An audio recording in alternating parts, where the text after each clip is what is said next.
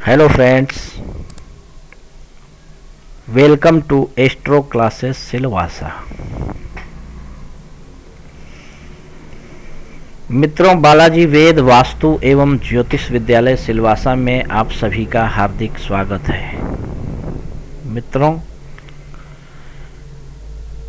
जैसा कि आप जानते हैं, अभी होली का सुहाना मौसम चल रहा है, बसंत ऋतु चल रही है और होली में धमाका ऑफर आप सबके लिए हमारे विद्यालय की तरफ से 50% तक की छूट हर एक विषय पर। आप अपनी कुंडली दिखाना चाहें तो मात्र 1100 रुपये हमारे अकाउंट में डालकर अपना रसीद और अपना सवाल हमें मेल करें अथवा व्हाट्सएप पे, इस नंबर पे, ये नंबर व्हाट्सएप पे है, आप भेज सकते हैं अपनी जन्म कुंडली के एनालिसिस के लिए। तो आप हमें संपर्क करें।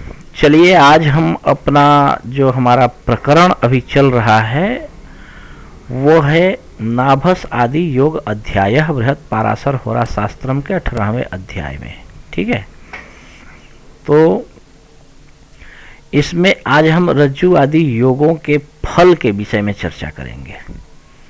कल मैंने अपने पिछले वीडियो में आप लोगों को बतलाया था कि रज्जु आदि योग जो हैं वो कुंडली में बनते कैसे हैं। ठीक है ना। तो आज हम इसमें से जितने अधिक से अधिक योगों की चर्चा छोटे से छोटे वीडियो में कर लें, आज प्रयत्न करेंगे। ठीक है, तो चलिए मैं आप लोगों को बतला दूं। Please like my astro classes official Facebook page facebook.com/एस्ट्रो classes and hutch astro classes. आप ट्विटर पे हमें फॉलो कर सकते हैं। यूट्यूब के चैनल को सब्सक्राइब करके आप हमारे अपडेटेड वीडियो को, नए वीडियोज को देख सकते हैं। ठीक है, उसकी सूचना आपको मिल जाएगी। तो please visit my website www.astroclasses.com and blog astroclasses.blogspot.com। ठीक है, and call for appointment for any suggestion suppose that astro and vastu, जन्म कुंडली बनवाने अथवा दिखाने के लिए, सलाह लेने के लिए हमें संपर्क कर सकते हैं, अथवा वास्तु से संबंधित सलाह लेने के लिए संपर्क कर सकते हैं। आप अपने घर का नक्शा फोटोज खींच के, वीडियो बना के आप हमें भेज सकते हैं हमारे ईमेल आईडी पे, है ना। ये व्हाट्सएप का नंबर है और इस नंबर पे आप हमें कॉल कर सकते हैं और व्हाट्सएप पे आप जुड़ सकते हैं हमारे साथ। ठीक है, तो चलिए आज के प्रकरण की ओर बढ़ें। आज का हमारा प्रकरण रज्जु आदि योगों के विषय में है। जिन विषयों के विषय में मैंने कल आप लोगों से चर्चा किया था, उन विषयों को कि ये रज्जु योग है, रज्जु योग कैसे बनता है जन्म कुंडली में। ठीक है, ये बात तो आपने जान लिया। अगर नहीं जानते हैं तो पिछले वीडियो को कृपया देखें। ठीक है, तो आप जान जाएंगे। और आपकी कुंडली में अगर रज्जु योग है तो वो क्या फल आपको देगा, आज इस विषय पे चर्चा कर रहे हैं। तो महर्षि पाराशर कहते हैं कि अटन प्रिया स्वरूपाः परदेश स्वास्थ्य भागिनो मनुजाः क्रूराः खल स्वभावाः रज्जु प्रभवाः सदा कथिताः। महर्षि पाराशर कहते हैं कि रज्जु योग जिस जातक की जन्म कुंडली में हो, बन रहा हो, अथवा रज्जु योग में जो पुरुष उत्पन्न हुआ हो, वह जीवन में परदेश स्वास्थ्य भागिनो मनुजाः अटन प्रिया स्वरूपाः। कहते हैं कि वह भ्रमणशील होता है, रूप उसके सुंदर होते हैं, स्वरूपवान होता है, परदेश में स्वस्थ रहने वाला होता है। घर से दूर रहे तो स्वस्थ रहता है, लेकिन क्रूराः, है ना, वो क्रूर होता है, और खल स्वभावाः, दुष्ट स्वभाव का होता है, और रज्जु प्रभवाः सदा कथिताः। कहते हैं कि रज्जु योग में उत्पन्न व्यक्ति का ऐसा फल होता है। ठीक है, अब आप समझ गए। ये भ्रमणशील व्यक्ति होता है, सुंदर होता है, घर पे रहे तो बात अलग है, लेकिन परदेश में रहे तो स्वस्थ रहता है, क्रूर होता है, दुष्ट स्वभाव का ऐसा व्यक्ति होता है जिस जातक की जन्म कुंडली में रज्जु योग हो, रज्जु योग में जो जातक उत्पन्न हुआ हो। ठीक है, अब देखते हैं मूसल योग के विषय में महर्षि पाराशर कहते हैं कि मान ज्ञान धनैश्वर्य युक्ता नृप प्रियाख्याता बहुपुत्रा स्थिरचित्ता मूसल समुत्था भवन्ति नराः, है ना। कहते हैं कि जो व्यक्ति, जो जातक मूसल योग में उत्पन्न होता है वह मान ज्ञान धनैश्वर्य, है ना, धन ऐश्वर्य मान सम्मान और ज्ञान बुद्धि वाला होता है, विद्वान होता है। नृप प्रियाख्याता, कहते हैं कि ऐसा व्यक्ति राजा का प्रसिद्ध, राजा का प्रिय होता है। नृप प्रिया, ख्याता मतलब प्रसिद्ध व्यक्ति होता है, सम्माननीय व्यक्ति होता है, समाज में लोग उसको जानते हैं, है ना। बहुपुत्रा स्थिरचित्ता मूसल समुत्था भवन्ति नराः, कहते हैं कि अनेक पुत्रों वाला और स्थिर चित्त वाला व्यक्ति होता है जिस जातक की जन्म कुंडली में मूसल योग बन रहा हो। ठीक है, रज्जु, मूसल और नल, ये तीन जो योग हैं वो आश्रय योग कहे जाते हैं। ठीक है, तो आश्रय योग में से रज्जु और मूसल योग के विषय में हमने चर्चा कर लिया। रज्जु योग जिसकी कुंडली में हो वो बहुत अच्छा नहीं होता है, मूसल योग जिसकी कुंडली में हो वो काफ़ी अच्छा और मान ज्ञान धन ऐश्वर्य, राजा का प्रिय, विख्यात और संतति वाला, बहुत पुत्रों वाला, स्थिर चित्त वाला व्यक्ति होता है। लेकिन नल योग में उत्पन्न जातक कैसा होता है ये बात हम जान लेते हैं। ठीक है, तो महर्षि पराशर कहते हैं कि न्यूनातिरिक्त देहा धन संचय भागिनो अति निपुणश्च बंधु हिताश्च स्वरूपाः नर योगे संप्रसूयन्ते।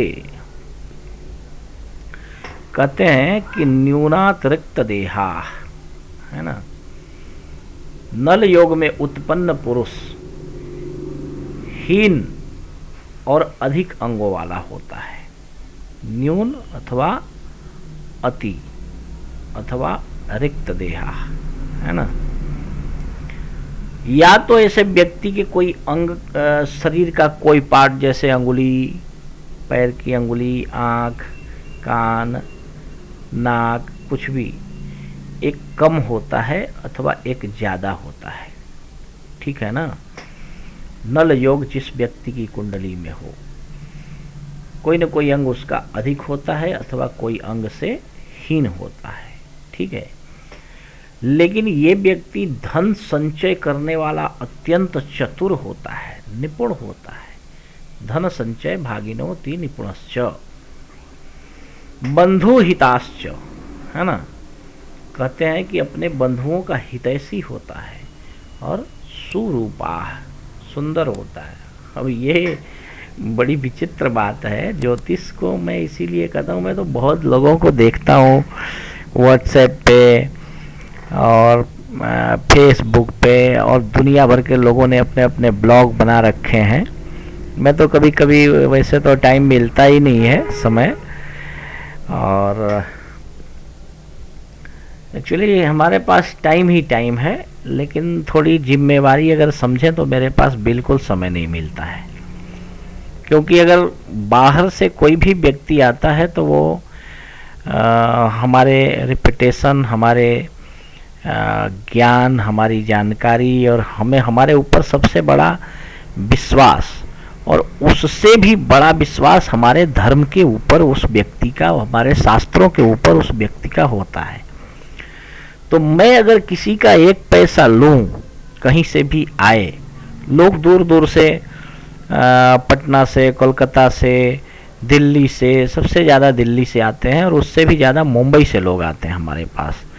और इधर तो अहमदाबाद, बड़ौदा, सूरत में गली गली ज्योतिषी लोग हैं। और मेरे कहने का ऐसा अभिप्राय नहीं है कि वो कोई कम जानकार हैं, परंतु सर्वाधिक लोग जो है वो सूरत से और जयपुर साइड से, भरतपुर, जयपुर, राजस्थान से काफ़ी लोग आते हैं। तो अगर जो व्यक्ति यहाँ से इतना दूर अपने गांव में बैठा हुआ सोशल मीडिया के माध्यम से वो मुझे सुन करके या मुझे पढ़ करके अगर मेरे पास आता है, तो मेरा पहला कर्तव्य है उस व्यक्ति को प्राथमिकता देना, ठीक है, और उसका सब कुछ अच्छा हो। भगवान करे हमारे पास आने से उसके जीवन में ऐसी उन्नति हो, ऐसा चमत्कार हो कि वो जीवन में सदैव सुखी रहे और उसकी इच्छाएं पूर्ण हो। इस तरह का प्रयत्न करना मेरा कर्तव्य हो जाता है। तो ऐसे लोगों के लिए, और एक दिन में कम से कम 2, 4, 5, कभी कभी 10 अपॉइंटमेंट रहते ही हैं। तो अगर मैं उन लोगों का पैसा लेता हूं तो मेरा पहला कर्तव्य है उनके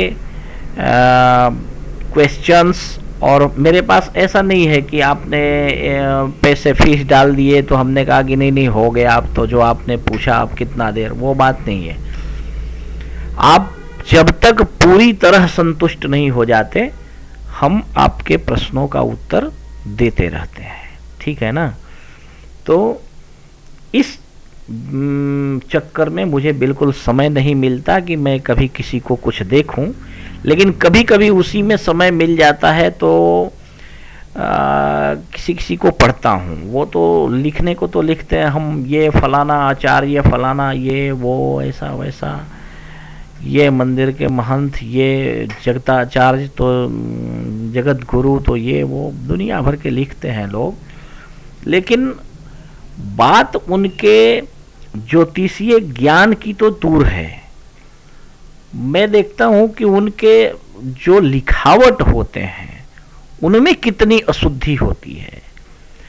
जब कोई व्यक्ति शुद्ध कोई लाइन लिख नहीं सकता, तो उसके आगे के ज्ञान के विषय में आप क्या अनुमान लगा सकते हैं।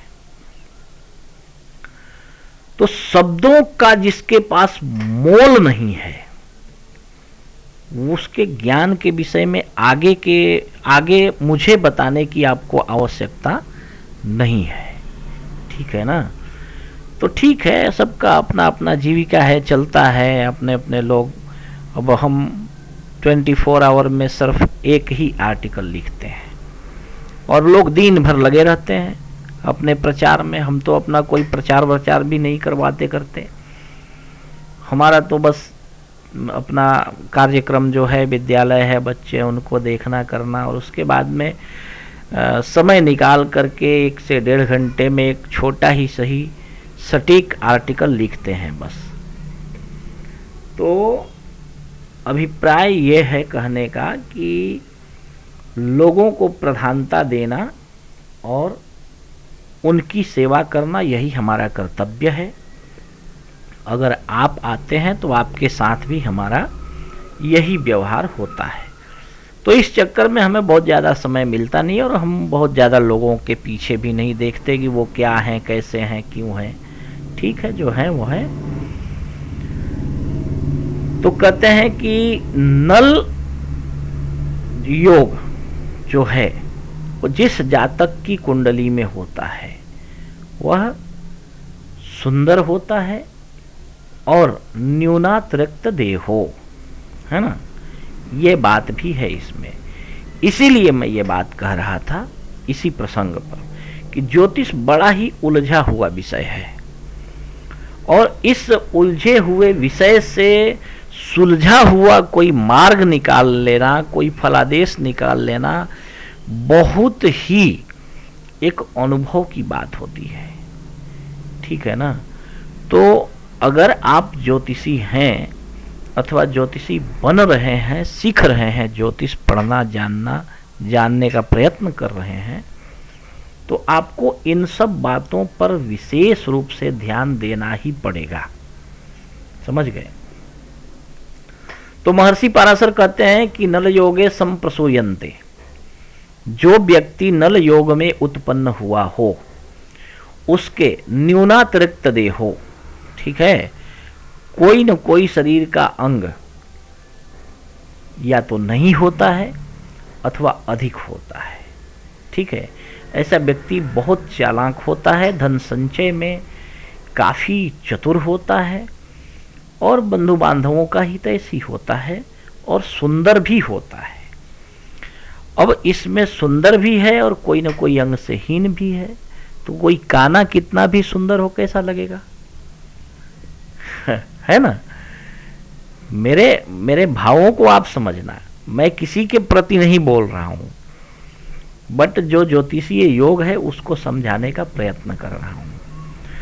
तो आप इन दोनों में से उस व्यक्ति की कुंडली से अगर किसी खल अथवा दुष्ट ग्रह के दृष्टि लग्नेश के ऊपर अथवा किसी विशेष अंग के ऊपर हो तो वो अंग उसका कुरूप अथवा न्यून अथवा अधिक होगा, लेकिन बाकी शरीर उसका सुंदर होगा, उसमें आकर्षण होगा। स्वरूप का मतलब होगा कि उस व्यक्ति के अंदर आकर्षण होगा। ठीक है ना? तो इस तरह से ग्रहों की स्थिति को देखने के उपरांत ही इस बात का आप निर्णय कर सकते हैं। ठीक है, चलिए हम अपने अगले माला योग के विषय में देख लेते हैं। माला योग जो है वो माला योग और सर्प योग, ये जो है ना, ये कुंडली में दल योग में आते हैं। ये जो नाभस योग 32 प्रकार के हमने आप लोगों को बतलाए हैं, उस 32 में से 3 योग आश्रय योग में आता है और ये 2 योग है ना, माला और दल योग है ना, माला योग और सर्प योग, ये 2 जो योग हैं वो दल योग में आते हैं। ठीक है, तो माला योग के विषय में जानते हैं। महर्षि पराशर कहते हैं कि नित्यम सुख प्रधाना वाहन वस्त्रान्न भोग संपन्ना है कांता बहु स्त्री का मालायाम संप्रसूता स्युः, मालायाम संप्रसूता स्युः। महर्षि पराशर कहते हैं कि जो माला योग में उत्पन्न व्यक्ति है उस व्यक्ति के जीवन में नित्यम सुख प्रधाना है ना, उस व्यक्ति के जीवन में हर प्रकार का सुख जो है नित्य ही विद्यमान रहता है। ठीक है, और वाहन, वस्त्र, अन्न और संपूर्ण भोगों से वो व्यक्ति युक्त रहता है। कांता, सुंदर शरीर वाला, बहु स्त्री का है ना, सुंदर और बहुत से स्त्रियों वाला, अनेक सुंदर स्त्रियों से युक्त होता है ऐसा व्यक्ति, जिस व्यक्ति के जन्म कुंडली में माला योग हो। ठीक है, अगर आप माला योग कैसे बनता है ये नहीं जानते हैं तो हमारे इससे पिछले वाले वीडियो को अवश्य ही देखें। ठीक है, चलिए आगे हम सर्प योग की चर्चा कर लेते हैं। महर्षि पराशर कहते हैं कि विषमाः क्रूर निस्वाह नित्यम दुःखार्दिदाः सुदिनाश्च परभक्षपान विरताः सर्प प्रभवा भवन्ति नराः।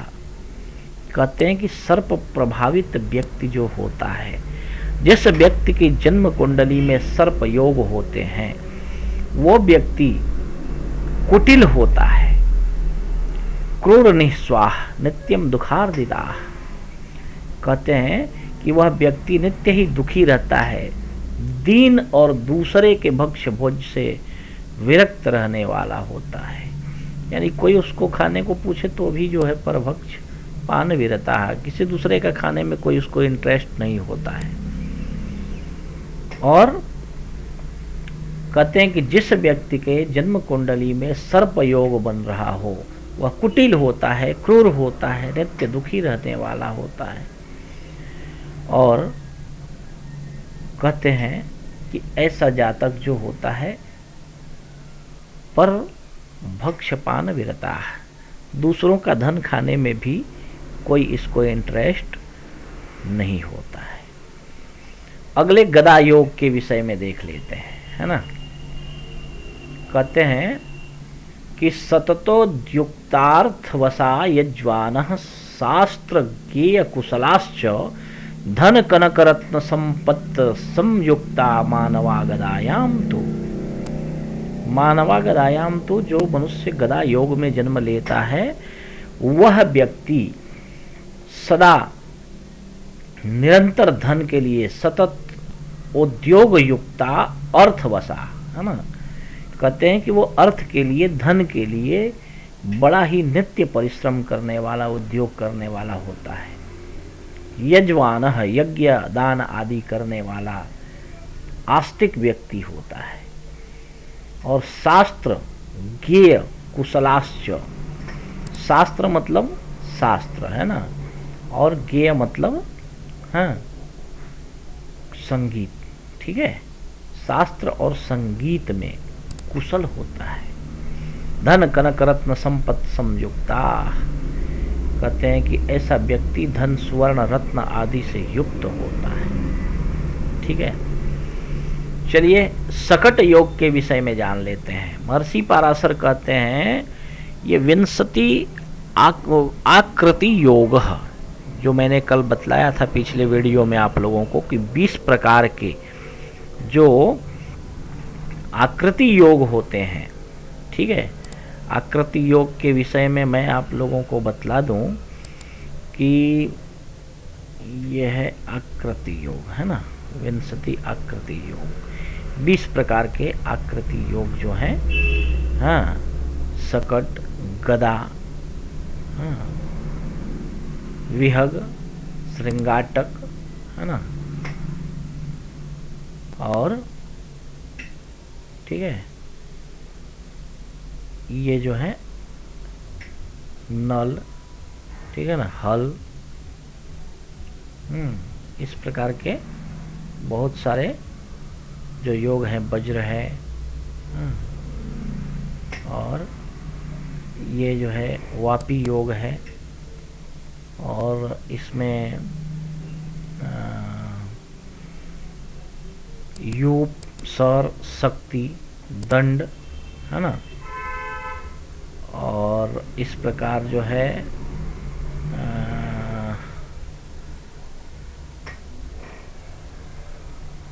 ना, ये जो है, ठीक है, समुद्र, इस प्रकार के जो कल मैंने आप लोगों को बतलाए हैं ये संख्या योग में आते हैं, ठीक है ना। तो 20 प्रकार के जो ये योग हैं, तो उन सब विषयों में चर्चा करते हुए महर्षि पराशर ये सकट योग के विषय में बतला रहे हैं। ये कल के वीडियो में आप देखेंगे, क्योंकि ये वीडियो काफ़ी लंबा हो जाएगा फिर, और कोई मतलब नहीं एक ही बात बार बार बतलाने का। तो ये सारे योगों के विषय में कल मैंने वर्णन किया है कि कुंडली दिखा दिखा करके मैंने वर्णन किया है कि किस घर में कैसे कैसे कौन से ग्रह बैठे रहेंगे तो क्या उसका फल होता है, ठीक है ना। तो आप उसको ध्यान से देखें, हमारे इससे पिछले वाले वीडियो को, ठीक है। नाभासादी योग का एक प्लेलिस्ट बना हुआ है, उस प्लेलिस्ट में जब आप जाएंगे तो उसमें सारे के सारे वीडियो आपको मिल जाएंगे इससे संबंधित, ठीक है। तो चलिए हम सकट योग के विषय में जान लेते हैं। महर्षि पराशर कहते हैं कि रोगार्ता कुनखा मूर्खा सकटानुजीविनो निस्वाहा मित्र स्वजन विहीना सकटे जाता भवन्ति नराः। जिस जातक के जन्म कुंडली में सकट योग विद्यमान हो, सकट योग में जिस जातक का जन्म हुआ है वह जातक रोगार्ता है, रोगी होता है, कुनखा, एकदम कुनखा जैसा रहता है ना, मूर्खा, मूर्ख होता है, और सकटानुजीविनो निस्वाहा, सकट यानी गाड़ी वगैरह, घोड़ा गाड़ी, बैलगाड़ी अथवा आजकल मोटर गाड़ी है, इससे उसकी जीविका चलती है, उसी को वो अपना व्यापार अथवा जीविका का साधन बनाता है। मित्र स्वजन विहीना, है ना, मित्र और स्वजन ऐसे व्यक्ति के बन नहीं पाते हैं जिस व्यक्ति के जन्म कुंडली में सकट योग विद्यमान हो, ठीक है। अब आइए विहग योग के विषय में चर्चा कर लेते हैं। महर्षि पराशर कहते हैं कि विहग योग, है ना, भ्रमण रुचयो विकृष्टा दूता सुरतानुजीविनो धृष्टा कलह प्रियाश्च नित्यम विहगे योगे सदा जाता, है ना। कहते हैं भ्रमण रुचयो, ऐसे व्यक्ति जो विहग योग में उत्पन्न होते हैं वो भ्रमणशील होते हैं, भ्रमण में उनकी रुचि होती है। विकृष्टा, परतंत्र, दूता, है ना, दूत, और धृष्ट होते हैं। कलह प्रयाश्च नित्यम विहगे योगे सदा जाता। कहते हैं कि ऐसे व्यक्ति ढीठ, झगड़ालू और अपनी सूरत से जीविका कमाने वाला, सुरतानुजीविनो, है ना, अपने चेहरे, अपने रूप रंग, अपने आकर्षण के बदौलत ये व्यक्ति अपनी जीविका निकालने वाला होता है।